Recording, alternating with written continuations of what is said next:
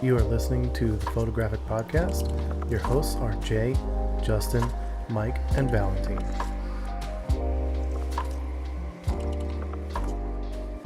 All right, so I had another question for y'all. It was in the similar vein of what we were talking about earlier, about why we think our work's important or why it isn't.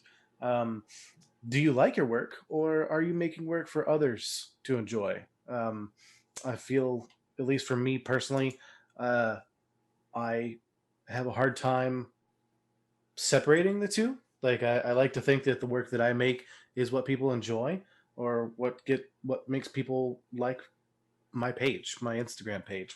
Um, but at the same time, I feel that like when I do try to take a risk or expand my horizons, I end up suffering in the algorithm because it's not the same kind of content that I was making beforehand. So, like, if I wanted to go do portraits, since I'm mostly street photography and like cityscapes, people tend to unfollow me when I make one of those. So, um, Yeah, that's yeah, the fun part of that.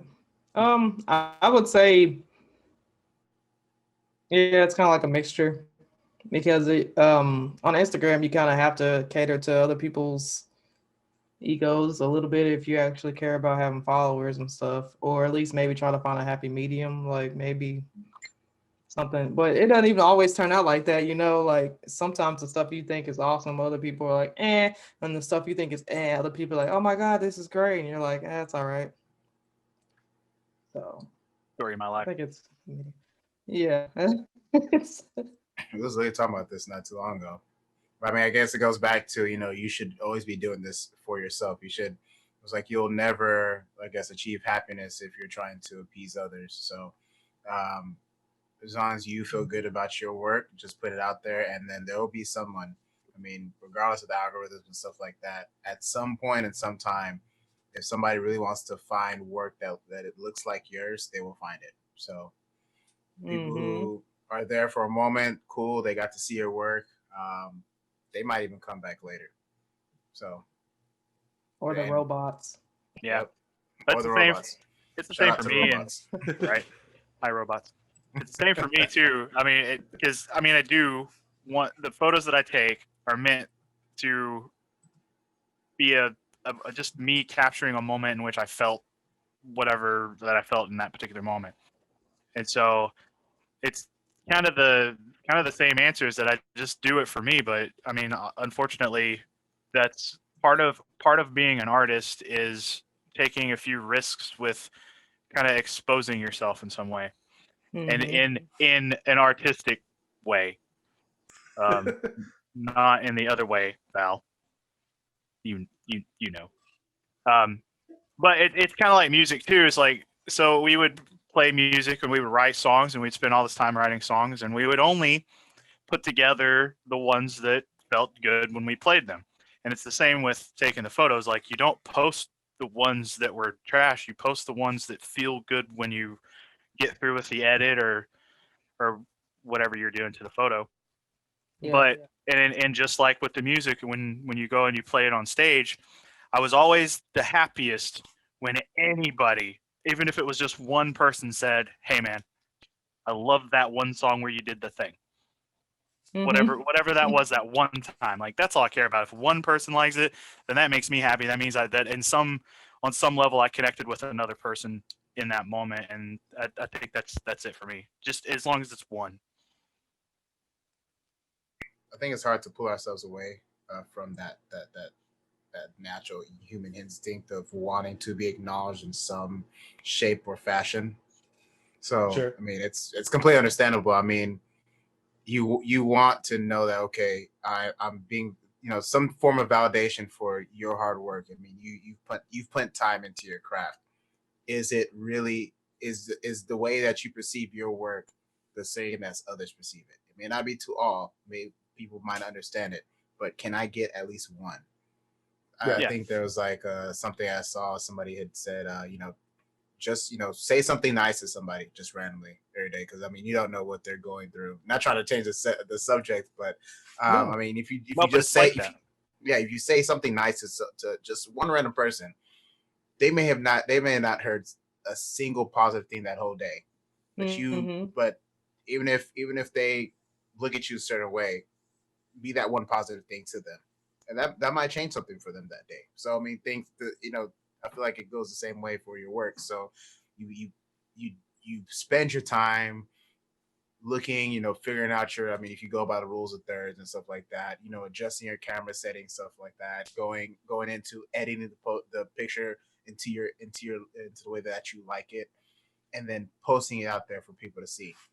And the whole Mm-hmm. concept of we post is look at me, look at what I have done, and Sure. Yeah. to hopefully get something out of it.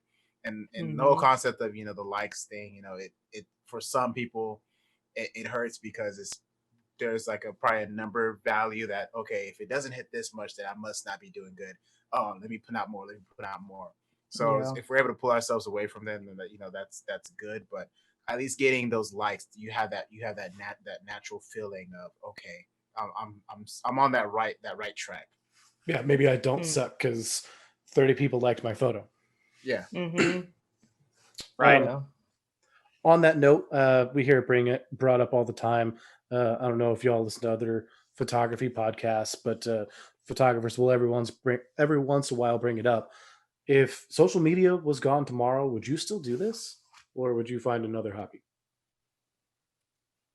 I have 8 hobbies. I would still do this. I do this because I enjoy doing it.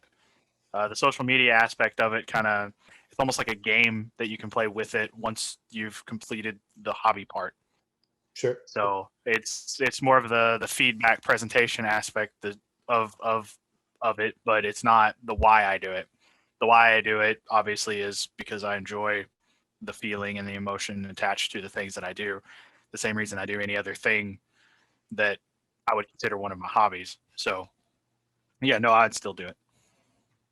Yeah. Same. I mean, Instagram and Facebook and all that's cool, but I mean, you think about before when there wasn't any social media, what were people doing? Going out and being maybe even printing more. At that point, people would print more because there wouldn't be any social media. So that's what's going on now is people don't even buy prints because they just want Why to post why it buy it when online. I can just take a screenshot of it? Right. Yeah, and post it somewhere. Or I mean, Mhm. even maybe if there wasn't social media, but we still had phones, then they would just have it on their phone, like, hey, look at this. But if someone wants to keep something, then maybe they can start selling art more often and going to art shows or going out and selling it on the streets or whatever the case may be, or sharing it that way. Sure. That's part of the reason why I like to collect photo books. Is that was that was the Instagram before there was an Instagram, was making a book and publishing Mm-hmm. it. I mean, I don't want to say that like those photographers took those photos specifically to do that. That was just a result of like, what do you do with several 100,000 photos at the end of your lifetime? You go through them and print them, Mm-hmm. give them away.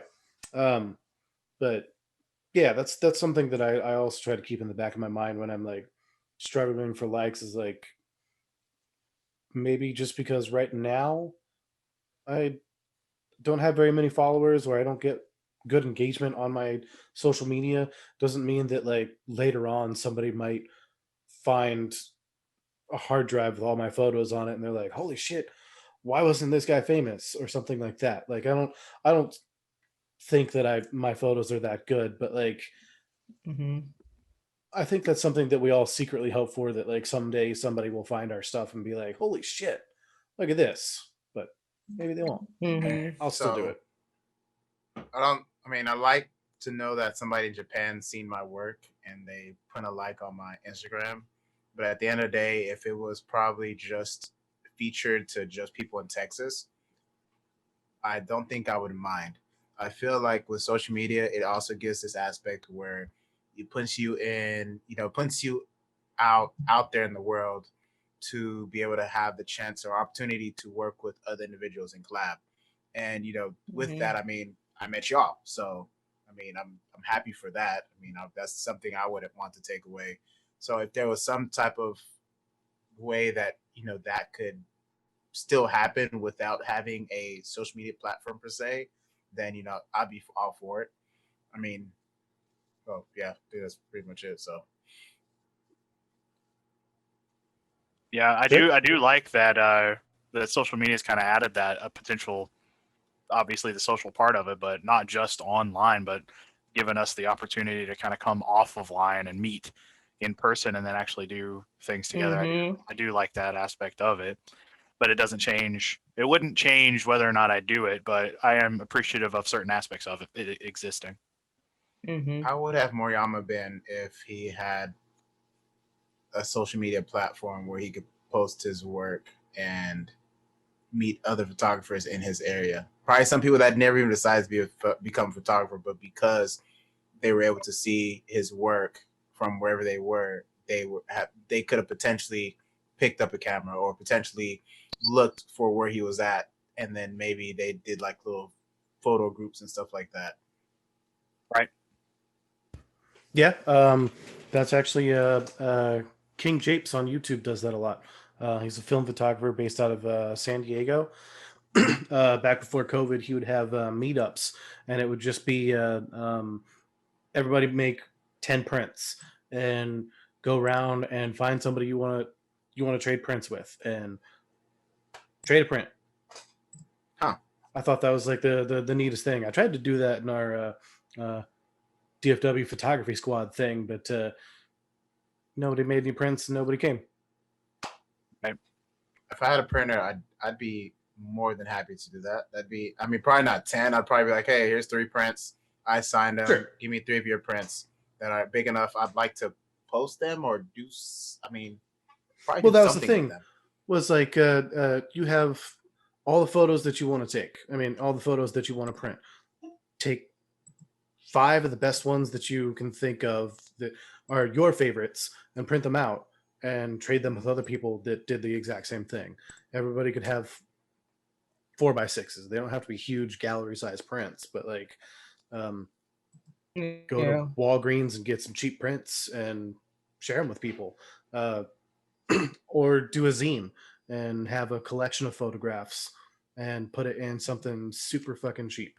Like, nah, if you ain't tissue bringing 12 by paper. 18s, don't come around us. I'm trying Yeah. to put stuff on my wall. Right. Yeah. Hey, 8x10s Only are canvas perfect for prints. bookshelves. Huh. I'm- How about that? I'm giving out wallets. I'm only giving out wallets. Okay, yeah, that works. Okay. Be a picture of a cigarette butt or something. Yeah. Uh-oh, we lost Justin. Uh-oh. Lost it later. Oh well. Man, that I'm still EOS webcam utility. It's that's just telling you that something happened on the other end. Maybe his And we're battery died. back. Did your battery Yeah, my die? battery died. Mm. That was quick. Nah, So it's what's been everybody's batteries 4 on? hours. Wait, you I had it on for 4 hours? Damn.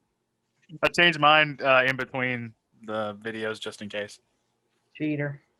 Yeah, I thought about that and then I didn't. Well, because we learned that it was about 2 hours for the last one, and I would rather charge my batteries than die again in the middle of a conversation. Yeah, it's like Call of Duty of Zoom. Hey, Yeah, mine was at like maybe 10%. So I figured I would change it while I still could. cool. Well, that was good timing too, because we were kind of at the end of that conversation. So awesome. Yeah, that was a good segue into the next topic. Val, you had mentioned client photo consistency. What did you mean by that? I don't remember at Okay. all. No, I'm just playing. So, I think where I wanted to go with that, the type of work that you put out. I know this is something I've struggled with. I don't have a particular edit that is set to my name. When you look at Sweet Shots now, there's a certain look that is him. I mean, he'll use different types of edits. You know, he has thousands of presets he's created, but they all have that look that is him. And I've struggled to find that for me. I mean, there's been times where certain presets that I've made, I see that, okay, you know, this is something I like, but because of my personality, I don't like being set to one thing. It's the same thing for my candid photography, and what pushed me out of it. My girlfriend, she was like, "Oh, you need to perfect into just one thing," which I completely agree with her. However, I don't want to be labeled as just one thing. I want to say you just if you're gonna label me, then just label me as photographer. But what he can do everything.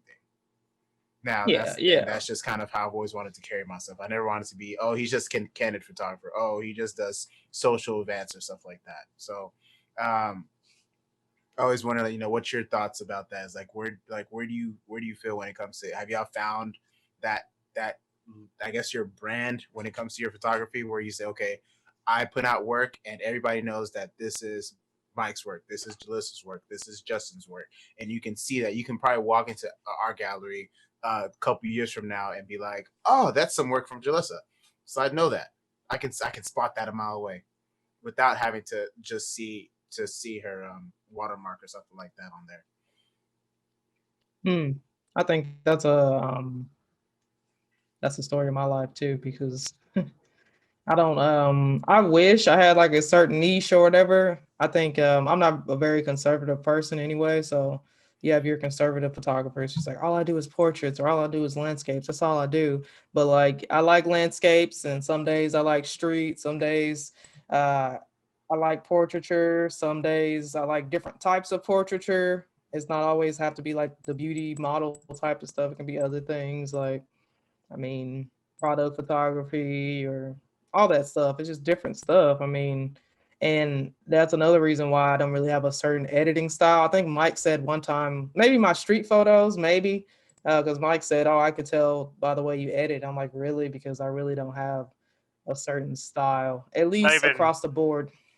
well for you specifically, Jaleesa. It's not just the street photos. Like there's a certain tone that all of your photos have to them.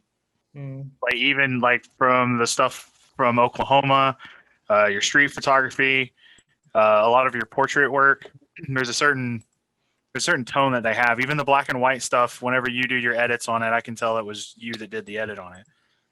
Mm. I can't I always guess I like don't. pinpoint exactly what it is all the time, but there's this one thing. Like there's certain types of contrast that you have, a certain type of clarity that you use, and especially like when you're doing anything with color, there's always like this warmth to all of your photos that kind of come across, and that's what I always see with yours. And I can tell from all of us in this little Zoom call here, I could tell yours probably from the rest of them more distinctly.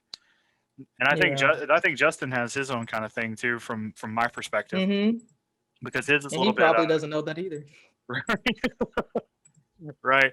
And even Val, I can tell all of you guys different from one or the other. You could probably post them all up on here and make me pick, and I could probably tell you who took We the. could, yeah, I think we could be, I think we could I tell think I'm who's going to do what. that on the next one. That's a good idea, yeah. But yeah, I do. I know that. I know I really like editing more on the warm, bright side, kind of, sort of. But yeah, it's kind of hard anyway. Like if you did landscape, street, portrait, you can't really have like the same editing style throughout all that, because it's like different types of stuff. Like you can't take, I mean, I guess you could, but in reality, you couldn't really take a street photo, you edit it and say, I'm going to edit this beauty shot like that, because it's probably not going to work out too well. Well, there's always going to be a little bit of it in it. I found that even with me, the thing that I like the most is removing some clarity and then adding some texture to kind of create the separation and things, because it kind of Mm-hmm. makes it have a softer feel to it while still having some amount of definition. And everything that I do when I edit it always has some amount of that in it. And Mm-hmm. whenever I try to go away from that and try something new, it just bothers me and I just trash it and start over, as you know from that photo that I. Never satisfied. Yeah. Well, I mean, it's just like you try to venture away from that because, like Val was saying, like you don't want to be like a one trick pony and only do this one thing. But sometimes there is just that one thing that you do that just makes you feel better when you see it. And so you tend to kind of always lean towards that. And you use that as the foundation on which you do all of the rest of the edit. At least that's how I do. That's true. That is true. Yeah. Hmm. I like a lot of Justin? contrast in my photos. So I kind of tend to edit that way. I like to see a nice. I don't want to say it's like punchy. I guess it's punchy because it's got a lot of contrast, but like I wanted something nice and moody and like Mm-hmm. you look at it and you're like, oh, I could put that on my wall, kind of thing. I jokingly put it on all my dating profiles that I make cat bathroom art. To be honest, though, like that is kind of how I feel about my photography. Is like, would I put that up in like a hotel or in a bathroom or something? Like, I just want to put nice stuff on people's walls. Um, right now, I just happen to be decorating my own Instagram wall. Right. Mm-hmm. Yeah, for sure. I had a quick just off of that, I had a quick question, I guess. Do you think Instagram is considered like a portfolio, I guess, in a way, or do you feel like having a website versus Yes. Instagram? I feel like it's leaning that way. That like, it's more. Not only is it like how many the type of photography that you do and the quality of photos that you do, but also like how many followers do you have? What's your engagement Mhm. like? Like I know Yeah. that Instagram took away the ability for people to see how many photos. I mean, not how many photos, but like how many likes each photo gets. But people can see like whether you've got 10,000 followers or whether you've got 200, whether you've got any comments on a photo or something like that. Like Wait, what? Hmm. Yeah, you what? can't see people's. You have to, if you click on, I think other, you can scroll, but you don't know the exact number of how many likes Yeah, someone actually got. yeah, Like they took on that if away a I few months ago.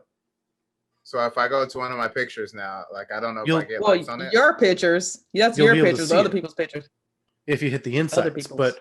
if you don't use insights or a business page, you probably won't see the amount of likes on your stuff unless you specifically click on other and you'll see how many people.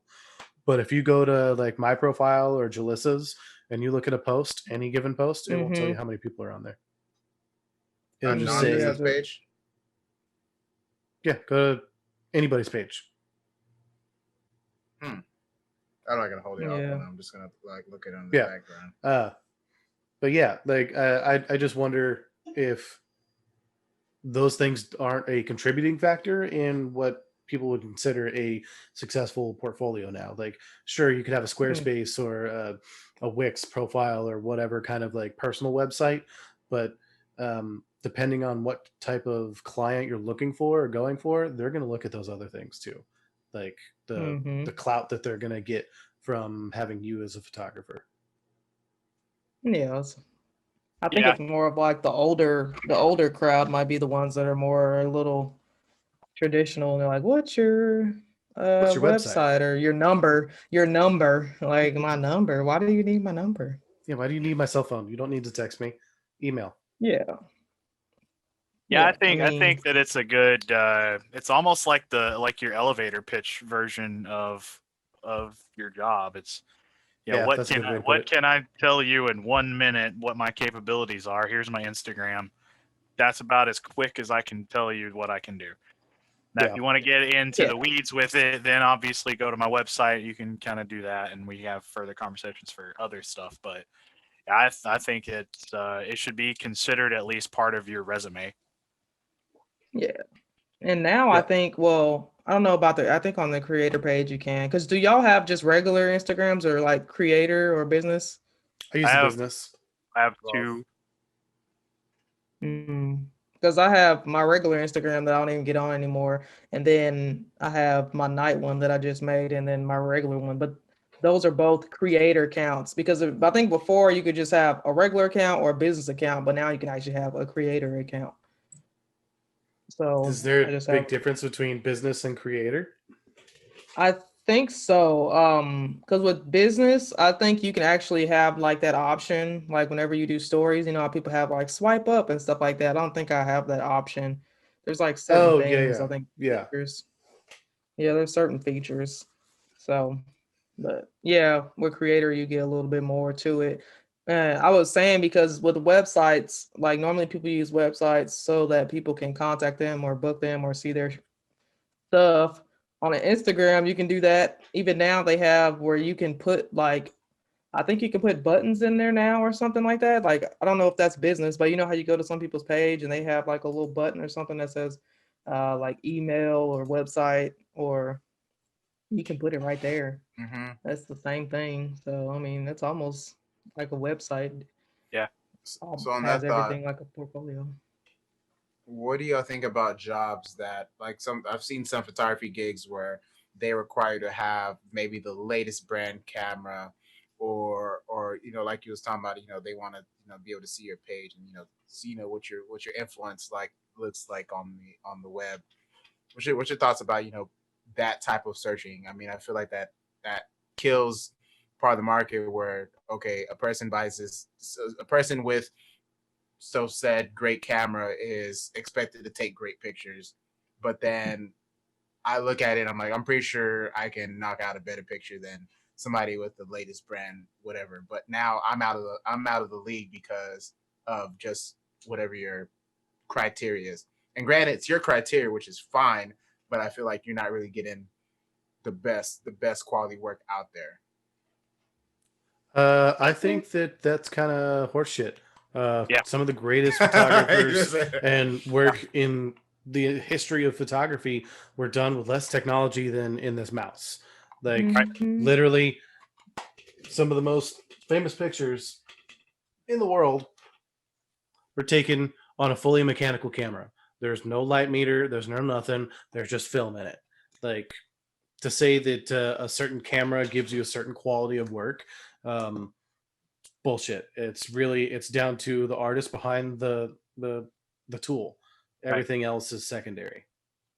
Yeah. Yeah, The I think it's photographer. about using. Yeah. Yeah. The gear does not make the photographer. Just use your whatever tools you have to the best of your ability. There's gonna be a tool that might make it easier, but if you have like an 18 to 55, then and you're trying to shoot in low light or something, go get a tripod, do what you need to do, whatever to get whatever type of picture you want, or zoom Yeah. in for some The only bokeh. deal the only deal with better and more expensive gear is if the photographer has met a limitation with the gear that they have, and then they need something that can handle whatever their new Mm-hmm. set of expectations and abilities are. But it doesn't mean Mm-hmm. that they need it to make fantastic work. That's just ridiculous. What's the limitation then? What would you consider limitation? So, like, say I have a crop sensor camera that you're looking at here, and I like shooting at night more. So I find that a full frame sensor receives light a little bit better, cleaner, with less noise at Mm. lower ISOs. So there's that. And a full frame camera is way more expensive than a crop sensor.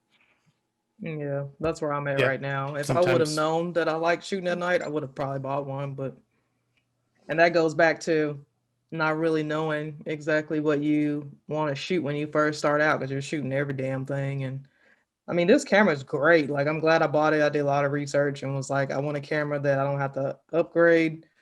Like, I didn't want to buy anything too old or anything like that. But I like to shoot at night, so I mean, it would help to have a full frame camera. Yeah, that's just an example. I'm sure there are others, but that was one limitation that I met whenever I was starting to shoot. I was shot more and more at night, and I just wanted to fight less and less with noise. Mm-hmm. Yeah. I felt There's- that way until I started shooting film, and I was like, you know what? Sometimes grain's okay. It just depends on the photo that you take and how you do it. Because like, Yeah, I'm down with grain. There's like you said, there's a time for it, mhm. but you spend a lot of time trying to remove certain types of artifacts out of the image because of that ISO. I was about to say the digital noise versus film grain are completely different. Like, Yeah, Yeah. they Yeah. look different and behave differently in Lightroom. yeah, Yeah. And I think with film, you can bring highlights back more than you could shadows, right? And it's the other way around for digital. Like Uh, digital, if you there's exposure latitudes for each film stock, so they're all kind of different. But like, there's a YouTuber, Kyle McDougall, that does exposure latitude tests on various film stocks, and there's some that you can expose up to like 10 stops over and still get a decent image out of. I can't do that mm-hmm. with digital photos. I mean, there's Yeah. some cameras that get a really crazy dynamic range, but like film, as far as that goes, at least in my mind, it still reigns supreme. However, that's also dependent on the type of like scanner that you use. So yeah, if you Mm-hmm. take it to a lab, you can get a better quality scan than scanning it at home on your cell phone or using a flatbed scanner.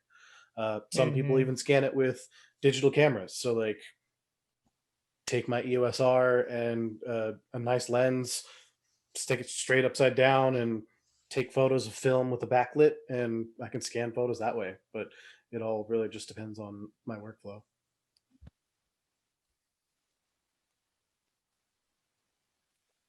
There you go. What Ooh. else we got?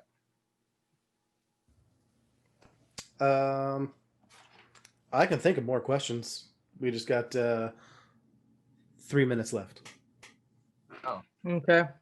I had that question. How did I guess COVID affect everybody as far as your creativity, or what did you Sure. do during that time? Since we weren't really out and about like we normally were all the time, and we kind of ended up being stuck at home. And street photography was there, but at the same time there was nobody outside to shoot. So Yeah, shooting you empty can only take streets. yeah, you can only take so many pictures of an empty street or building or empty clothes store. Architecture, photography. mm-hmm. Architects was like, I this mean- is our time. Hey, I I mean- absolutely love those empty streets. There's so much there's so much story you could tell behind that. Like, I only wish I could have gone to New York City at the height of the lockdowns when New York itself was completely shut down and there was nobody on the streets. Like, that's some historic shit that I hope Yeah. got documented. I don't think it did because they were on lockdown, but I hope somebody was brave enough to go out there and, well, not brave, there's nobody out there, but like, I Crazy hope enough. somebody went out there and took those photos because that's something that we probably won't ever see again in our lifetimes. At least I Mhm. hope not. Yeah. I hope we Did you can not get hear out. about two? Did you not hear about 2.0 coming out? Oh yeah, There's COVID always 21. Mhm. Oh man, it's crazy. I mean, the good thing about it was that like if you wanted to go out and because there's times where you wish there weren't a lot of people around or like cars every damn where and you want to like get out in the middle of the street and take a photo or something, but Those Yeah. classic Peter McKinnon shots with the road going straight through the the middle. road going down. I've never Yeah. ever actually gotten gotta one have of those those before. lines. Oh yeah. I've gotten a couple of those when I rented my first 24 to 70 2.8. It's nice. Oh, Yeah, speaking, I I'm tired of. I don't want to talk about 24 to 70 2.8s. When Why are not? you I getting feel like yours back? Justin. Everybody needs one. Yeah. Ah. Literally. I don't know when the hell I'm gonna get it back. They said they had to send it to Sony to get repaired, which is hilarious. Did they So send it to we're Garland waiting Camera? Yeah, that's what we hope not because if we call them, we're gonna get cussed out.